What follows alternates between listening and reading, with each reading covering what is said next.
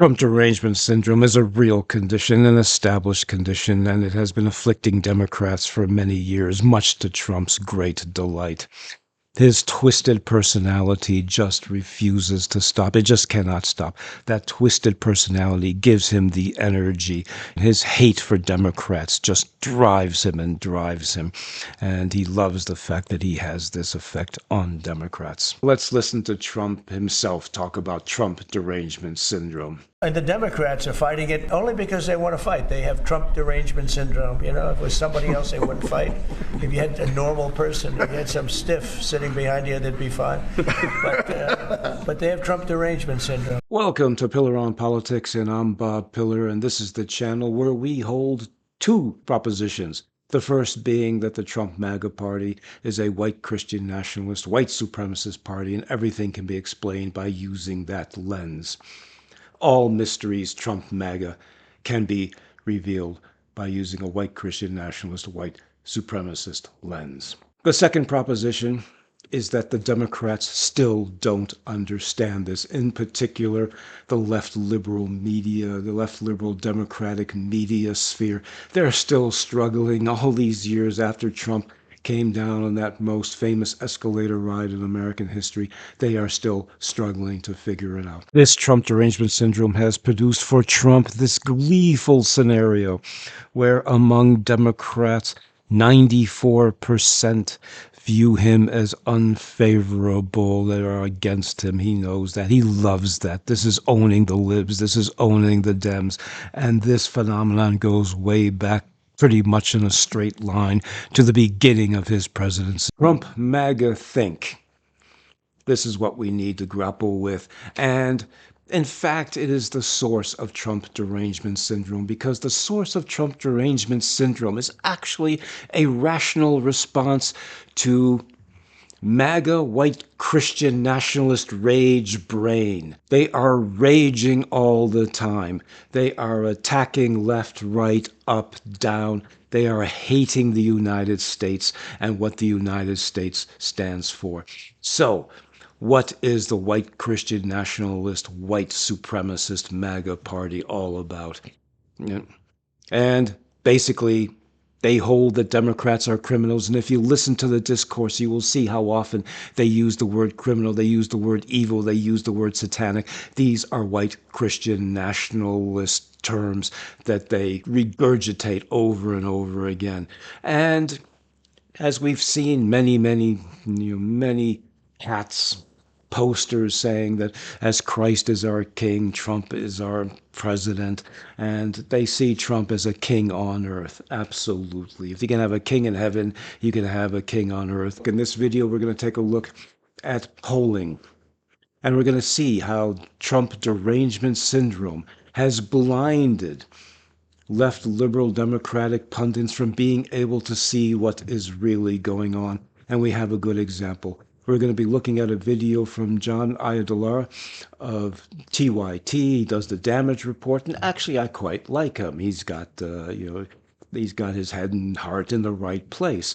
But he's suffering from Trump derangement syndrome, and he can't see. Let's look at his video on some recent polling results.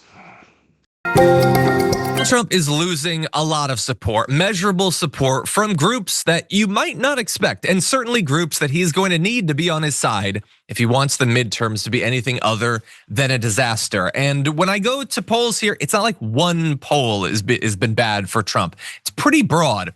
YouGov polling shows that at the start of September, 75% of Trump voters said the country was headed in the right direction, while just 70% believed it was on the wrong track. But by the end of that month, the numbers had shifted to 70% and 22%, a net negative swing of 10 points. Now, that may not seem strong. That's 1 month, and it's Trump voters. This is not just like random people who are tuning in or whatever. He lost 10% in a month. The latest Gallup poll showed a fall in optimism about the direction of the country among Republicans too, dropping from 76% in August to 68% in September. That's an 8-point drop. among Republicans in 1 month. AP NORC, the share of Republicans saying the US is headed in the wrong direction, has surged from 29% in June to 51% in September. That's the majority of Republicans saying the country is headed in the wrong direction. Among Republicans under 45, that number leaped by 30 points to 61%. It more than doubled in just a couple of months. Young Republicans. And so, like, it's easy to see, like, is Trump's approval going down among Republicans? Not really, like a couple points. That's always one of the most pessimistic, like, it makes me feel pessimistic to see that, because it makes it seem like there's nothing he can do that really changes things. But that's a very specific and personal evaluation of Donald Trump. He's their cult leader. It's gonna be very hard for them to be like, he sucks. But if you hide it a little bit, if you say, how's America doing? Which we know what that means.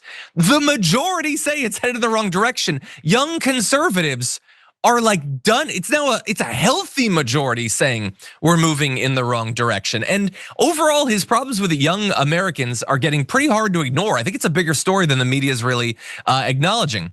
Let's review this particular point, this particular slide, according to this AP NORC poll, that the share of Republicans saying that the U.S. is headed in the wrong direction has surged from 29% in June to 51% in September. Right? And more dramatically, among Republicans under 45, that number has leapt by 30 points to 61%. John's explanation is that Trump's favorability ratings among Republicans are still quite high, and they are. We'll take a look at this in a moment.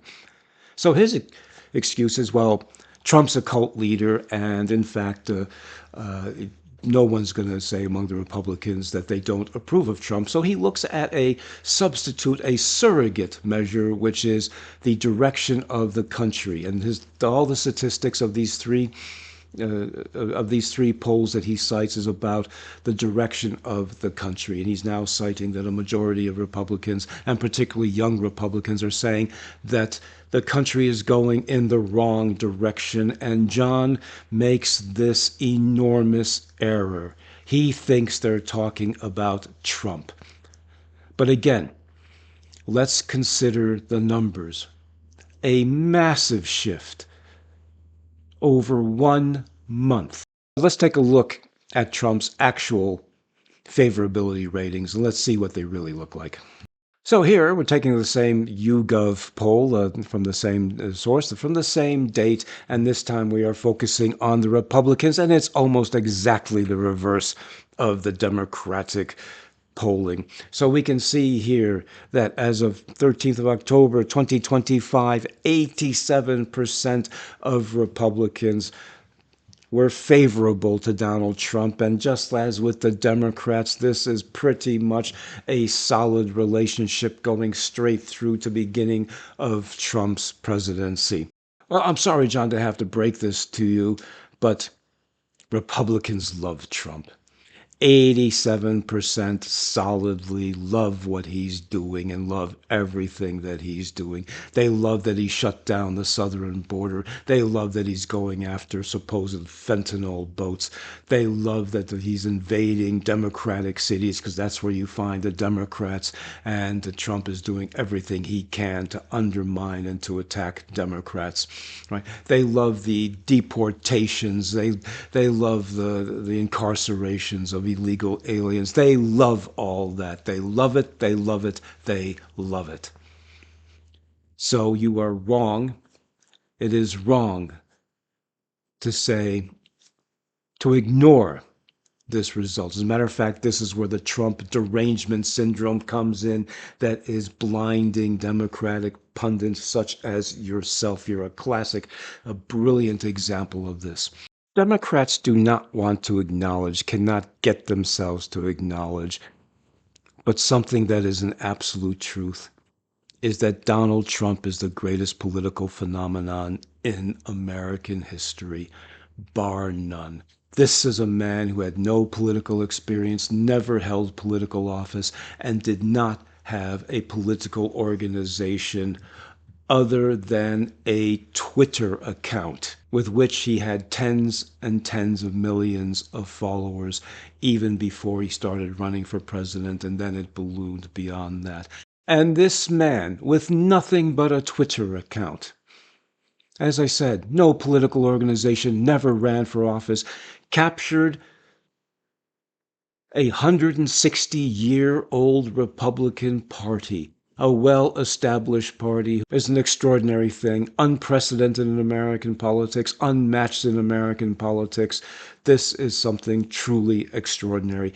And the Democrats should start accepting this, because without this acceptance, it is impossible to do the right analysis. His followers believe that Trump has been right about everything. That's the 90% favorability rating, approval rating that he consistently gets. And Trump, that's what he quotes. Many Democratic pundits still do not understand that Trump only ever talks to his base. If you want to make sense of what he's saying, you have to listen with MAGA ears, not with Democratic ears. Right? And in the last election, they gave him 77.3 million votes, and he won every swing state. And actually, Trump is the greatest vote getter in American history. Time to take this in. He received 215 million votes in 3 elections. That is an average of 71 million per election. He is by far the greatest vote getter in American history. Number 2 is Barack Obama with 135. So Trump has gotten 80 million more votes, and the Democrats have still yet to deal with this and to reconcile with this. This is a great American political phenomenon. Love it or loathe it. It is. Oh, John Ayadollah is lauding the fact, expanding, trumpeting the fact that the polling on the direction of the country is a reflection of what Republicans think about Trump. Nothing could be further from the truth. Nothing could be more mistaken. Nothing could be more of a disservice to his viewers and to Democrats in general to be fed this sort of misanalysis. How can we explain this? Well, the numbers showed a dramatic shift from August, from late summer or beginning of summer, late summer, into October. The polls were taken on October, released on October 13th. So let's just sit back and ask ourselves, what happened? What happened that might have affected the perception of Republicans, and particularly young Republicans, that the country is not going in the right direction? A majority of Republicans, a substantial majority of young Republicans believe this. So, what happened? This happened. The shooting of Charlie Kirk. The making of a martyr of Charlie Kirk. This is one of the most unfortunate events in American politics, certainly in the last few years. But it really highlighted the connection between white Christian nationalists, because Charlie Kirk was a white Christian nationalist, MAGA man, full on. As a matter of fact, one of the best, if not the actual best example of that. Better than Trump himself, because Trump himself has admitted he is not a Christian. Democrats have to deal with this. This is the only thing, this is a hypothesis, but this is the only thing, in my view, that can explain such a dramatic turnaround in Republicans and how they perceive the direction of the country. John Ayadolah's mistake is to say that the direction of the country question is a proxy for Trump favorability or Trump approval polling. And that is the great fallacy. That is completely wrong. That is not what the question is asking. And of course, the question is asking, how do you see which way the country is going? Of course, if you see the other side as your political enemies, as getting in your way, as stopping you from having the country that you want, you will see it as the country not going in the right direction. And of course, the assassination, the murder, the martyring of Charlie Kirk was exactly the kind of, as we, how that galvanized the white Christian nationals, how it galvanized young Republicans, and the turnout at his funeral, and the fact that Trump gave him the Presidential Medal of Freedom and all that. Yeah, I think that's a powerful explanatory event that will account for the big shift in how the Republicans feel, how the country is going. They are totally behind Trump. Don't ever think anyways. But it also shows how desperate Democrats are to sort of find a chink in Trump. There is no Republican chink in Trump. It doesn't exist. And again, Democrats, many pundits, it's not just Damage Report, many pundits are twisting and turning to try to find something that shows a light for them. As John says, to focus on Trump's approval polls is to induce pessimism. And unfortunately, that is the case because his support is solid, solid, solid, total granite. But before the Democrats can really start to respond effectively, which they still are not doing, maybe a glimmer of hope with the No Kings 2 demonstrations, but the response is still rather pathetic all these years. And there is no excuse for that other than the Democrats have to start seeing it for what it is. My message is to the left liberal democratic media sphere to start feeding their viewers, their readers, their listeners, to start feeding them a correct perspective so that there can be an effective response formulated against what is going on. And what is going on is pretty, as Hillary Clinton would say, and she rightly said, deplorable. Thank you for tuning in. Thank you for viewing this. And until the next video, thank you. And until then.